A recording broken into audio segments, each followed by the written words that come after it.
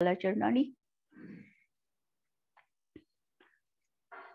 S सुरासुर Manu Sind वंदिदम घोदघायिकं ममलं प्रणमामि वर्धमानं तिथं धम्मस्य कत्तारं से पुनतिथयरे ससौव सिद्धे विशुद्ध सद्भावे समनेय नाणदंसन चरित तव विरियायारे ते सव्वे समगं पत्तेगमेव पत्तेगं वन्दामि यवट्टन्ते अर्हन्ते मानुषे खेत्ते किच्चार्हन्ताणं सिद्धाणं तणमो गणहराणं अज्झावयवगाणं साहूणं चेदि सव्वेसिं तेसिं विशुद्धदंसन नानपहाणा समं समासेज उवसंपयामि सम्मं जतो निवाण संपत्ती। स्वाध्याय कक्ष संपेपर्यंत आपणा सर्वांना चतुर्विध आहाराचा त्याग असणार आहे। अंतिम शासन नायक 1008 भगवान महावीर स्वामी की जय। द्वादशांग श्रुत देवी की जय।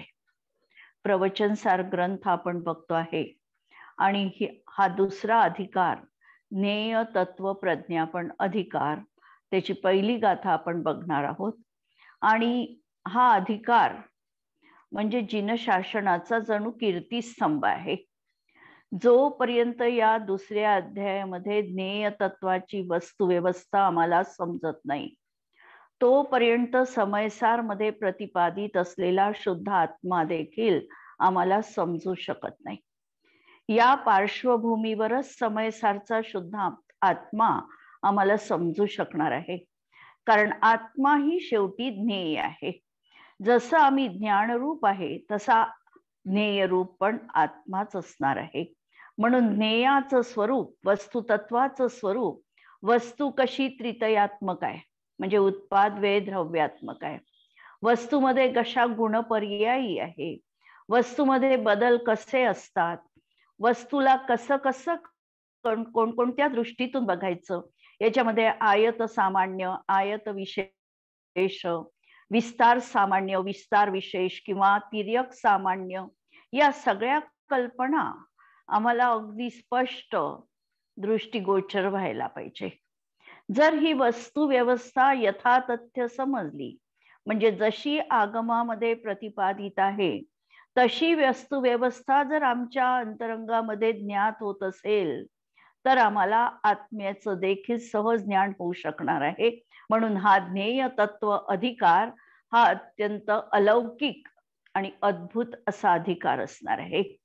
या अधिकाराला कुंद आचार्यांनी प्रतिपादन करून जणू पंचम काळामध्ये तीर्थंकरांचा जो विरह आहे हा आम्हाला विस्तृत करायला लावला, की या अध्ययनाला जर आम्ही विस्तृत रीतीने यथातथ्य रूपाने बघितलं तर आम्हाला आमचा शुद्ध आत्मा देखील अनुभवामध्ये येऊ शकतो। अशी ही वस्तू व्यवस्था अद्भुत शैलीच्या माध्यमातून या गाथेमध्ये, या अधिकारामध्ये कथन केलेली आहे। आणि जणू काही हा श्रुत सागराचा एक अनुपम असा भंडार आपल्याला आचार्यांनी खुला करून दिलेला आहे। आम्ही किती घेऊ शकतो हे आमच्या सामर्थ्यावर अवलंबून आहे। त्याच्यामध्ये आचार्यांनी एवढे गंभीर आणि उदात्त शब्द ठेवले आहे, पण कदाचित आम्ही शब्दांना पूर्णपणे न्याय देऊ शकू असं नाही। आचार्यांना त्या शब्दांच्या माध्यमातून अनेक गंभीर रहस्य प्रतिपादित करायचे असतीलही कदाचित, पण आम्ही सर्वच त्या ठिकाणी आकलित करू शकू असंही नाही। पण तरी देखील काही ठळक ठळक गोष्टी आणि प्रयोजनीय गोष्टी आम्ही समजून घेतल्या पाहिजे। या अधिकारामध्ये शब्द जरी आम्हाला थोडेसे बोजड वाटले किंवा आम्हाला अपरिचित असले तरीही त्या शब्दांना आपल्याला घाबरून जायचं कारण नाही। शब्दाचा नेमका आणि साधा अर्थ पण आपण बघणार आहोत। जर आम्हाला एकदमच अपरिचित शब्द दिले तर ते एकदम आकलित होत नाही. पण ते शब्द जर वारंवार वारंवार आमच्या कानावर पडले आणि अर्थ जर आम्ही समजून घेतला तर ते शब्द देखील परिचित होऊन जातात. आणि म्हणून प्रथमतः जर हे शब्द ऐकले असतील तरीही त्या ठिकाणी आम्ही घाबरायचं काहीही कारण नाही. कारण या गाथेमध्ये अनेक शब्द असे येणार आहे की जे आम्हाला अपरिचित आहे, किंवा हा अधिकारच पुढे नयसप्तभंगी पण आचार्य सांगणार आहे. त्याही ठिकाणी वेगवेगळ्या प्रकारे आम्हाला सगळ्या गोष्टी समजून घ्यायच्या आहे. कारण वस्तू व्यवस्था ही मुळातच अनेकांतात्मक आहे, जटिल आहे. आणि वस्तू व्यवस्था जटिल असल्यामुळे तिला समजून घेण्यासाठी आम्हाला प्रयत्न विशेष करावे लागणार आहे. सहज ही गोष्ट आमच्या पचनी पडू शकणार नाही, हेही लक्षात घ्यायचंय.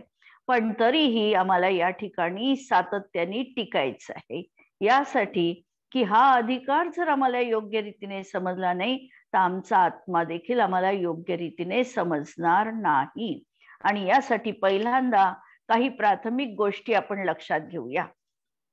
पहिल्यांदा याच्यामध्ये द्रव्य हे 3 गोष्टींनी आपण काल बघितलेलं होतं. एक विस्तार सामान्य, आयत सामान्य आणि प्रदेश सामान्य. या 3 कल्पना आम्हाला लक्षात घ्यायच्या आहे. आयत सामान्य म्हणजे वस्तू प्रतिसमय परिणमनशील आहे, तिच्यामध्ये प्रतिसमय पर्यायी होतात. या पर्यायी म्हणजेच पदार्थाची उंची म्हणा, लांबी म्हणा, ऊर्ध्वता म्हणा. आणि अशा या आयतांमध्ये प्रत्येक पर्यायीला म्हटलेला आहे आयत विशेष. समजा आत्ताची जी अवस्था आहे ती आहे आयत विशेष. अशा आयत विशेषांच्या मालिका लक्षात घ्यायच्या आणि या मालिकांमध्ये असलेलं एक सूत्रता, अनुस्यूत असणार एकत्वाचा अन्वय, त्याला म्हणायचं आयत सामान्य. वस्तू केवढी आहे, तिची लांबी केवढी आहे, असा जर आमच्या समोर प्रश्न आला तर वस्तू अनादी कालापासून आहे आणि अनंत काळपर्यंत राहणार आहे. आणि यामध्ये एक रूपाची धारा ही वस्तू तीच आहे, तीच आहे, तीच आहे, अशा प्रकारचा एक अन्वय, एक सामान्य त्या ठिकाणी अनुस्यूत असणार आहे. या सामान्याला पकडल्यानंतर आम्हाला आयत सामान्य मिळणार आहे, त्याला म्हणायचं आयत सामान्य. पर्यायीच्या अपेक्षेने बघितलं तर पर्याय एका समयामध्ये एकच आहे. एक पर्याय ज्या समयात आहे त्या समयात दुसरी नाही, म्हणजे दुसरीला आम्ही म्हणू शकतो की ही ती नाही, ही ती नाही. अशा प्रकारे पर्यायींमध्ये व्यतिरेक असणार आहे. पण या व्यतिरेकांमध्ये देखील कोणती तरी एक धारा नित्यतेची, अन्वयतेची असणार आहे आणि त्याचं टोक पकडून आम्हाला आयत सामान्य बघायचंय. उदाहरणार्थ एखादा छोटा बालक आहे. हा छोटा बालक 15 दिवसाचा झाला, महिन्याचा झाला, त्याच्यामध्ये हा तो नाही. हा लहानपणी वेगळा होता, 15 दिवसांनी वेगळा दिसतोय, महिन्यानी वेगळा दिसतोय. हे सगळं त्याच्यामध्ये हे ते नाही असं जरी दृष्टिगोचर होत असलं तरी तो तोच बालक आहे, हेही कोणत्या तरी एका अपेक्षेने आपण बघणार असतोच. आणि त्याच आधारावर हा तोच मुलगा आहे हे आम्ही शेवटपर्यंत त्या ठिकाणी सांगू शकतो. तर हे जे सांगण्याची ही जी धारा आहे, एकपणाची जी धारा आहे, त्याला म्हटलेलं आहे आयत सामान्य. आणि त्याच्यामध्ये हा तो नाही, हा तो नाही हे आपण बघितलं. ही आहे पर्याय आणि या पर्यायीला म्हटलं आयत विशेष. या 2 कल्पना मला वाटते थोड्या लक्षात आल्या असतील, आयत सामान्य आणि आयत विशेष. दुसरी कल्पना आपल्याला या गाथेच्या अनुषंगाने बघायची आहे, ती विस्तार सामान्य आणि विस्तार विशेष. द्रव्य आहे तर ते अनंत गुणधारी असणार आहे. कारण गाथेमध्ये सांगितलं की दव्वाणी गुणपगाणी भणिदाणी. द्रव्य गुणात्मक आहे, द्रव्यात गुण असतात आणि गुण आहे तर किती गुण आहेत? तर अनंत गुण आहे. आणि अनंत गुणांमध्ये काही जर ठळक आपण बघितले तर आम्हाला असं दिसतं की पुद्गल द्रव्य घेतला आम्ही तर पुद्गलामध्ये स्पर्श, रस, गंध, वर्ण हे गुण दिसतात. तर पुद्गलाचा स्पर्श हा विशेष म्हणजे विस्तार विशेष झाला, रसगुण विस्तार विशेष झाला, गंध विस्तार विशेष, याला म्हणायचं प्रत्येक गुण अलग अलग बघितला, याला म्हणायचं विस्तार विशेष. विस्तार का म्हणायचं? कारण द्रव्य जे आहे हे द्रव्य कधीही प्रदेशवान असणार आहे. प्रदेश नाही आणि द्रव्य नाही आहे असं कधीही संभवनीय नाही. अशून्य प्रदेश आणि द्रव्य असं कधीही असणार नाही. एक प्रदेश तरी त्या द्रव्याला असलाच पाहिजे, जसं कालाणू. म्हणजे द्रव्य जे आहे ते प्रदेशवानच आहे. मग आता या प्रदेशांवर प्रत्येक प्रदेशाला त्या ठिकाणी विस्तारपणा पाहायचा की प्रदेशवान आहे आणि म्हणून त्याला हा अविभागी अंश म्हणजे एक प्रदेश. किंवा प्रदेशाची व्याख्या करताना आपण जर प्रवेशिकेमध्ये ती व्याख्या बघितली तर एका प्रदेशावरून दुसऱ्या प्रदेशावर एक पुद्गल परमाणू आकाश द्रव्याची जेवढी जागा व्यापतो त्याला प्रदेश असं म्हटलेलं आहे. प्रदेशाची व्याख्या की पुद्गल छोटा परमाणू आकाशाची जेवढी जागा व्यापतो त्याला प्रदेश म्हटलेला आहे. म्हणजे एक प्रदेशी असा पुद्गल असणार आहे. आता हा जो प्रदेश आहे हा सगळ्यात अविभागी अंश आहे प्रदेश मोजण्याचं. आणि यावरून जर आम्ही प्रत्येक द्रव्याचं मापन केलं तर आत्म्याचे प्रदेश असंख्यात, धर्म अधर्माचे प्रदेश असंख्यात, पुद्गल परमाणूचा प्रदेश मात्र एक प्रदेश आणि तिकडे कालाणूचा देखील एक प्रदेश, असं याचं मोजमाप आहे. तर हा जो गुण आहे हा गुण जे द्रव्य आहे त्या द्रव्याच्या सर्व प्रदेशांवर आणि सर्व अवस्थांमध्ये व्यापून असणार आहे. म्हणजे गुण कसे आहे? सर्व प्रदेशांवर व्यापून आहे आणि सर्व अवस्थांमध्ये देखील आहे. म्हणून गुणांना सहभू असंही म्हटलंय किंवा सहभावी असंही म्हटलं गेलं आहे. तर हे जे वेगवेगळे गुण आपण प्रदेशांवरचे बघितले, स्पर्श गुण कुठे पुद्गलाच्या? तर सर्व प्रदेशांवर आहे. रसगुण कुठे? तर ज्या प्रदेशांवर स्पर्श गुण आहे तिथेच रसगुण देखील आहे. म्हणून हे या लक्षणांनी जर बघितलं तर वेगवेगळं आहे. स्पर्श वेगळा झाला, रस वेगळा झाला, पण त्याला प्रदेश आहे, लांबी आहे आणि या अपेक्षेने त्याला विस्तार आहे, म्हणून त्याला विस्तार विशेष म्हटलेलं आहे. आणि या विस्तार विशेषामध्ये एकपणा जो आहे, अन्वयपणा जो आहे त्याला द्रव्य असं म्हटलं किंवा विस्तार सामान्य किंवा त्याचं दुसरं नाव तिर्यक सामान्य असं म्हटलेलं आहे. म्हणजे तिर्यक सामान्य म्हणा किंवा विस्तार सामान्य म्हणा, त्याचं नाव द्रव्य आणि ते अलग अलग जे गुण आहे त्याला विस्तार विशेष. जसं आता जीवद्रव्य घेतलं तर जीवाच्या प्रदेशावर कोणत्या प्रदेशावर ज्ञान गुण आहे? जीवाच्या सर्व प्रदेशांवर ज्ञान गुण व्यापून आहे. असा एकही जीवाचा प्रदेश नाही की जिथे ज्ञान गुण नाही. किंवा दर्शन गुण कुठे आहे जीवाचा? दर्शन गुण फक्त चक्षु इंद्रियापाशी आहे असं नाही आहे. दर्शन गुण देखील जीवाच्या संपूर्ण प्रदेशांवर व्यापून आहे आणि त्याच्या ज्या काही अवस्था होतील, पर्यायी होतील, त्या पर्यायींमध्ये देखील हा गुण व्यापून असणार आहे. प्रत्येकच गुण प्रत्येकच प्रदेशावर आहे आणि प्रत्येकच अवस्थेमध्ये आहे.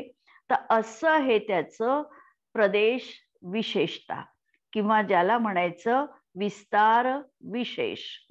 आणि या विस्तार विशेषामध्ये एकसूत्रता ज्यामुळे आली असं जे अन्वय रूप आहे तो आहे विस्तार सामान्य. म्हणून द्रव्य कसं किंवा द्रव्याची व्याख्या प्रवचनसार कसे करतात, तर आयत सामान्य प्लस विस्तार सामान्य म्हणजे द्रव्य. 4 संज्ञा आपल्या लक्षात आल्या असतील. आयत विशेष, आयत सामान्य, विस्तार विशेष, विस्तार सामान्य. विस्तार सामान्याचंच दुसरं नाव आहे तिर्यक सामान्य. या अनुषंगाने गुणांची पण आपण व्याख्या पाहिली की जे द्रव्याच्या सर्व प्रदेशात आणि सर्व अवस्थेत असतात त्याला गुण असं म्हणतात, आणि जे कालक्रमाने होणाऱ्या पर्यायी आहे, अवस्था आहे, त्याला पर्याय म्हणतात. कालक्रमाने होणारे वस्तूमधले बदल, अवस्था, त्याला पर्याय अशी संज्ञा आहे. तर ह्या कल्पना आपण या ठिकाणी बघितल्या. आता नंतरची कल्पना आपल्याला बघायची आहे की द्व्यनुक म्हणजे काय. तर द्व्यनुक याचा अर्थ की या जगामध्ये 6 द्रव्य आहेत एकूण. या 6 द्रव्यांमध्ये जर आपण बघितलं तर धर्म, अधर्म, आकाश आणि काल ही 4 द्रव्य असंयोगी आहे आणि स्वतःच्या स्वरूपाचा ते कधीही त्याग करत नाही. त्याच्यामध्ये विभाव परिणती दिसत नाही, नानाविधता पण त्या ठिकाणी दिसत नाही. त्यांचा जो नियत आकार आहे त्या नियत आकारांनीच ते नित्य अवस्थित असतात. त्यांचाही प्रदेशत्व नावाचा गुण आहे. धर्मद्रव्य देखील आपल्या प्रदेशत्व गुणामुळे असंख्यात प्रदेशी आहे, आणि या असंख्यात प्रदेशांमध्ये देखील धर्मद्रव्याच्या स्वभाव, द्रव्य पर्याय होते, बदल त्या ठिकाणी होतोच आहे, आणि तो बदल सदृशच असतो, कारण त्याच्यामध्ये अशुद्धता नाही. त्याचप्रमाणे शुद्ध जीव म्हणजे सिद्ध अवस्था आणि परमाणू हे देखील असंयोगी आहे, म्हणून यांच्यामध्ये देखील कोणताही बदल, दृश्य बदल तर होत आहे. परिणमन तर तिथेही सुरूच आहे, परिणमन सुरू आहे, पर्यायी सुरू आहे, पण असा आपल्या संसारी अवस्थेत जसा नानाविध रूप बदल दिसतो तसा तिथे बदल दिसत नाही. एक शुद्ध पुद्गल परमाणू, त्याचा आकार नियत आहे आणि तो तसाच आहे परमाणूचा आकार. नंतर सिद्ध पर्याय एकदा प्रगट झाल्यानंतर त्या ठिकाणी देखील परिणमन आहे, पण सदृश परिणमन असल्यामुळे आपल्या संसारी जीवांसारखं नानाविध रूपाचं अनेक आकार रूप किंवा विभाव रूप परिणमन तिथे असत नाही, स्वभाव रूप परिणमन तिथे आहे. तर असं हे सिद्धांचं, हे बाकीच्या सगळ्या द्रव्यांचं. पण यामध्ये जीव आणि पुद्गल द्रव्य असं आहे की या द्रव्यांमध्ये 2 परमाणू एकत्रित येऊन, अनेक परमाणू एकत्रित येऊन अशा प्रकारचे स्कंदरूप दशा बनते. जे 2 परमाणू एकत्रित आलेले आहे त्याला द्व्यनुक अशी संज्ञा दिलेली आहे. 3 परमाणूंचा जर बंध झाला असेल तर त्याला त्र्यणुक म्हटलेलं आहे, आणि अनेक परमाणूंच्या बंधामध्ये त्याला स्कंध असं म्हटलेलं आहे, जे आपण शिकलेलो आहे की परमाणूंच्या बंधाला स्कंध असं म्हटलं जातं. आणि स्कंध त्या ठिकाणी ते एकमेक झालेले आहे, अणुप्रवेश झालेला आहे त्यांचा. द्व्यनुक 2 सुटे 2 अणु एकत्रित म्हणजे असंबद्ध रीतीचे नाही, ते एकत्रित येऊन एकतेला कारणीभूत झालेले आहे, म्हणून त्यांचा त्या ठिकाणी बंध आहे. आणि या बंधाला संश्लेष संबंध असं म्हटलेलं आहे की 2 परमाणू एकत्रित येऊन जो बंध झालेला आहे तो असा द्व्यनुक आहे, आणि त्या ठिकाणी संश्लेष संबंधाने ते एकमेक आहेत. आणि असे एकमेक का झाले ते, हाही प्रश्न येतो. तर निसर्गतः त्याच्यावर काही त्यांची उपादानगत योग्यता असते त्या समयात, आणि तशा रूपाने ते परिणमित होत असतात. वातावरणामध्ये अशा प्रकारचे अनेक द्व्यनुक त्र्यणुक अनेक स्कंध महास्कंद देखील म्हणजे मोठमोठे स्कंद देखील कदाचित ते आमच्या डोळ्यांचा विषयही बनत नाही, असेही स्कंद आमच्या आसपास असू शकतात आहेत. तर असे हे स्कंध, तर त्या ठिकाणी या स्कंधांचं असं हे एकपणाचं परिणमन देखील सुरू आहे. त्याच्यात 2 परमाणूंचा असेल तर त्याला द्व्यणुक म्हटलं, 3 याचा असेल तर त्र्यणुक असे नावं त्या ठिकाणी आगमामध्ये आलेली आहे. पण महत्वाचं म्हणजे त्या ठिकाणी एकपणाची प्रतिपत्ती किंवा एकपणाचा व्यवहार होत असतो. आता ही जी काही अवस्था आहे, तर आता जीवाची आणि पुद्गलाची देखील संसारी अवस्थेमध्ये अशा प्रकारची एकमेक अवस्था दिसते. एक जीव आणि हे जे त्याचं औदारिक शरीर बनलेलं आहे, या औदारिक शरीरासाठी अनंत परमाणूचे म्हणजे आहार वर्गणा जी लागलेली आहे, अनंत परमाणूंची ही वर्गणा त्याच्या एक शरीरासाठी लागलेली आहे. आणि एक जीव आणि अनंत परमाणू असे 2 एकत्रित येऊन त्या ठिकाणी ही आमची आज मनुष्य पर्याय दिसत आहे. म्हणजे या पर्यायीला म्हणायचं असमान जातीय द्रव्य पर्याय, की जीवद्रव्य एक आहे आणि अनंत परमाणूंचा हा स्कंद असं शरीर आहे आणि या ठिकाणी ते काही काळासाठी आपल्या कर्मानुसार आणि स्व आणि पर उपादानगत योग्यतेनुसार एकत्रित आलेले आहे. आणि या विशिष्ट 2 मिळून बनलेल्या एका पर्यायीचं नाव असमान जातीय द्रव्य पर्याय. एकट्या जीवाची पर्याय नाही ती, किंवा एकट्या पुद्गलाची देखील ती पर्याय नाही. जीव आणि पुद्गल मिळून ती पर्याय बनलेली आहे. म्हणजे तिथे एक पर्याय बघितलेली आहे आणि तिला असमान जातीय द्रव्य पर्याय असं म्हटलेलं आहे. पण याही ठिकाणी हे लक्षात घ्यायचं आहे की जरी असं हे शरीर आणि आत्मा किंवा ही असमान जातीय द्रव्य पर्याय 2 मिळून बनलेली असली तरी देखील जीव जीव रूपांनी कायम आहे आणि पुद्गल पुद्गल रूपांनी कायम आहे. जीवाचा एक प्रदेशही पुद्गल रूप परिणमित झाला नाही आणि पुद्गलाचा एक परमाणू देखील जीवरूप परिणमित झाला नाही.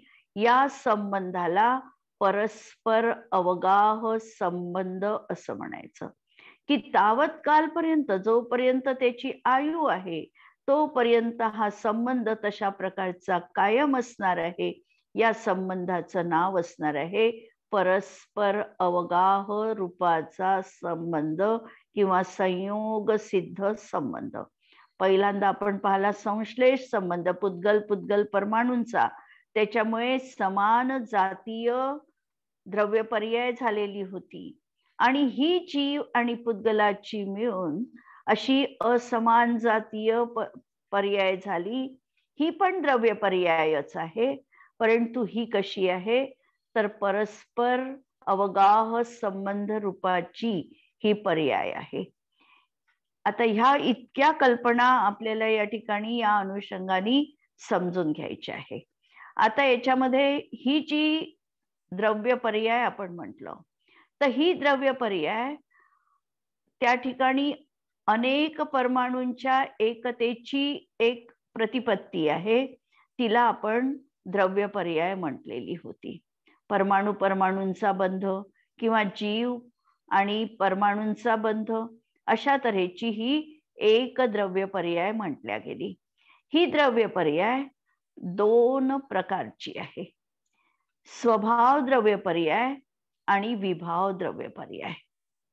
स्वभाव द्रव्य पर्याय सिद्धांची लावताना, परमाणूची लावताना आणि बाकीच्या 4 द्रव्यांची लावताना, आणि विभाव ही पुद्गला पुद्गलामधली जी समान जातीय म्हटली ती आणि जीव आणि पुद्गल मिळून म्हटली ती.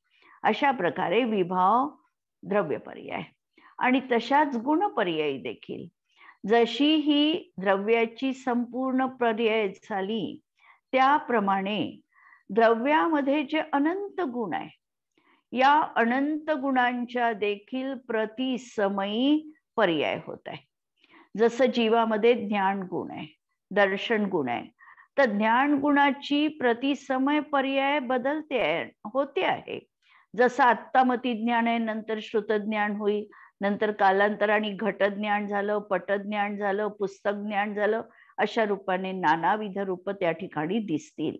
दर्शनामध्ये बघितलं आपण तर आत्ता चक्षुदर्शन आहे, मग अचक्षुदर्शन आहे, मग स्पर्शनेंद्रियानी होणारं अचक्षुदर्शन आहे, तर कर्णेंद्रियानी होणारं अचक्षुदर्शन आहे. अशा नानाविध प्रकारचं ते दर्शन दिसतं. आणि म्हणून एका समयामध्ये एका द्रव्यामध्ये गुणांच्या अपेक्षेने नाना पर्यायी होतात. दर्शन गुणाची वेगळी पर्याय, ज्ञान गुणाची वेगळी पर्याय. म्हणून एकतेमध्ये जिथे अनेकता प्रतिभासित होते त्याला गुण पर्याय म्हटलेली आहे. एकतेमध्ये जिथे अनेकता दिसते तिला गुण पर्याय म्हटलं, आणि अनेकांमध्ये जिथे एकता दिसते तिला द्रव्य पर्याय म्हटलं. तर ही प्रवचनसारमध्ये आता आपल्याला व्याख्या येणार आहे. तर या अनुषंगाने आज आपण याच्यामधल्या विशिष्ट संज्ञा त्या ठिकाणी लक्षात घेतलेल्या आहे, आणि जशा परत टीकेमध्ये येतील त्या अनुषंगाने आपण परत त्या संज्ञांचं विश्लेषण करूया. आणि आता आपण टीका बघूया. या विश्वामध्ये जो कोणी एक ज्ञेयभूत पदार्थ आहे, पदार्थ म्हणजे ज्ञेय, ज्ञेय म्हणजे जे ज्ञानाचा विषय बनतात त्या सगळ्यांना ज्ञेय म्हणायचं. आणि ज्ञेय किती द्रव्य, तर साहीच्या साही द्रव्य ही ज्ञेय आहे. कारण प्रमेयत्व नावाचा गुण सर्व द्रव्यांमध्ये समान रूपाने असणार आहे. म्हणून ज्ञेय द्रव्य किती, तर साही द्रव्य. आणि त्याची व्याप्ती आपल्याला माहिती आहे, अनंत जीव, अनंत पट पुद्गल, नंतर धर्म अधर्म एक एक द्रव्य, आकाश एक द्रव्य, आणि कालाणू असंख्या द्रव्य. हे सगळे ज्ञानाचे विषय बनणार आहे. ज्ञानासाठी अवस्तू किंवा अविषय काहीही नाही. जगातल्या सर्व गुणांना, द्रव्यांना आणि पर्यायींना ज्ञान जाणू शकतं असं हे ज्ञानाचं सामर्थ्य आहे. म्हणून ज्ञानाचं ज्ञेय हे असं त्रिकालवर्ती सर्व द्रव्य, गुण आणि पर्यायी असणार आहे. म्हणून ज्ञेयभूत पदार्थ तो सर्वच, म्हणजे तो पदार्थ सर्वच विस्तार सामान्य, विस्तार सामान्य म्हणजे गुणांचा समूह, आणि आयत सामान्य म्हणजे पर्यायींचा सामान्य, पर्यायींचा समुदाय, यांच्या समुदाय स्वरूप द्रव्याने बनलेला असल्यामुळे द्रव्यमय आहे. म्हणून थोडक्यात हा जो पदार्थ आहे किंवा हे जे द्रव्य आहे, कारण अथो खलु दव्वमयो, गाथा आपल्याला विस्मृत करायची नाही, गाथा परत परत लक्षात घ्यायची. पहिला शब्द आचार्यांनी सांगितला होता अथो खलु दव्वमयो. अथो, अथो म्हणजे पदार्थ, पदार्थ हा खरोखर द्रव्यमय आहे. जर आपण कुंदकुंदांच्या आचार्यांच्या गाथा नुसत्या वाचल्या आणि अमृतचंद्रांची टीका जर वाचली नाही तर आम्हाला वाटतं किती साधं सांगितलेलं आहे की खरंच आहे, पदार्थ काय आहे तर द्रव्यमय आहे. बस एवढं आचार्यांनी सांगितलं. आणि या द्रव्याचं स्वरूप अमृतचंद्र आचार्यांनी अगदी आमच्या समोर अंतःकरणपूर्वक खोलून दाखवलं. एक एक एक एक त्याचा पदर आम्हाला असा उलगडून दाखवलेला आहे की द्रव्य काय समजलं. द्रव्य म्हणजे तर द्रव्याची व्याख्या त्यांनी सांगितली, विस्तार सामान्य आणि आयत सामान्य यांच्या समुदाय स्वरूप असे हे द्रव्यानी बनलेलं आहे. त्यामय आहे, ज्यानी ते बनलेलं आहे त्यामय ती वस्तू असणार आहे. जसं पुढे वस्त्राचं उदाहरण येणार आहे. वस्त्र कशापासून बनलं तर धाग्यांपासून बनलं, म्हणून वस्त्र तंतुमय असणार आहे, तसं हे आयत सामान्य आणि विस्तार सामान्य असं हे बनलेलं असल्यामुळे ते द्रव्यमय आहे. परंतु द्रव्य मात्र एकाश्रय रूप आणि विस्तार विशेष रूप गुणांनी बनलेली असल्यामुळे गुणात्मक आहे. आचार्यांचं दुसरं की दव्वाणी गुणपगाणी भणिदाणी. द्रव्य कसं आहे तर मधलं वाक्य पहा, बाजूला ठेवा, थोडं गौण करा. आणि द्रव्य ही गुणात्मक आहेत. गाथेमधला भाव, द्रव्य गुणात्मक आहे. मग गुण कसे आहे हा प्रश्न विचारायचा. तर गुण कसे आहे तर एकाश्रय रूप म्हणजे एकाच द्रव्याचा आश्रय घेणारे आहे. कारण अनंत गुणांचा आश्रय आधार हे द्रव्य आहे. जसं एक ज्ञान गुण आहे, दर्शन गुण आहे, हे कुणाच्या आश्रयाने राहतात? गुण तर गुणाच्या आश्रयाने राहत नाही. कारण आम्ही गुणांचं सूत्र निश्चित केलं, निर्गुणाहा गुणाहा, म्हणजे एक गुण दुसऱ्या गुणाच्या आश्रयाने राहत नाही. मग हे गुण राहतात कुणाच्या आश्रयाने तर द्रव्यांच्या आश्रयाने. म्हणून या गुणांच्या सर्व गुणांचा आश्रय काय आहे तर एकाश्रय रूप, एक आश्रय आहे. कोणता तर द्रव्य. आणि विस्तार विशेष रूप, विस्तार विशेष म्हणजे प्रत्येक अलग अलग गुण अशा गुणांनी बनलेले असल्यामुळे गुणात्मक आहे. विस्तार विशेष गुण त्याच्यामध्ये आहे आणि ते गुणमय आहे म्हणून ती गुणात्मक आहे. आणि या गुणांचा आधार एक द्रव्याश्रय रूप असा आहे. पर्याय आयत विशेष स्वरूप असून, पर्याय कशी आहे तर आयत विशेष स्वरूप, आयत विशेष. आयत विशेष म्हणजे एक समयवर्ती असणारी अवस्था, कालक्रमाने होणाऱ्या पर्यायीतला सूक्ष्म अंश. अनेक नावं आपण लक्षात घेऊ शकतो. जरी कदाचित आम्हाला दृश्यमान बदल दिसत नसेल तरी देखील प्रति समय अवस्था बदलते आहे. आमची अवस्था बोलेपर्यंत कितीतरी अवस्था त्या ठिकाणी होऊन गेल्या. पुस्तक कालचंच आज आहे असं आम्ही म्हणत असताना जितके समय होऊन गेले तितक्या त्या पुस्तकाच्या अवस्था बदलल्या आहे, तितक्या जीवाच्या अवस्था बदललेल्या आहे. आणि समय किती होऊन गेले तर अनंत समय त्या ठिकाणी व्यतीत झाले. कालच्या आणि आजच्या याच्यामध्ये जर आम्ही बघितलं तर आम्ही 24 तासाचा ठोकळ मानाने समय सांगतो. 24 तासामध्ये समय किती तरी आहे आणि हे सगळे समय प्रति समय वस्तूची अवस्था बदलते आहे. प्रति समय असणारी जी अवस्था आहे तिचं नाव आहे आयत विशेष. म्हणून अशी ही पर्याय आयत विशेष स्वरूप असून उपरोक्त लक्षणभूत द्रव्यांनी आणि गुणांनी रचित असल्यामुळे द्रव्यात्मकही आहे आणि गुणात्मकही आहे.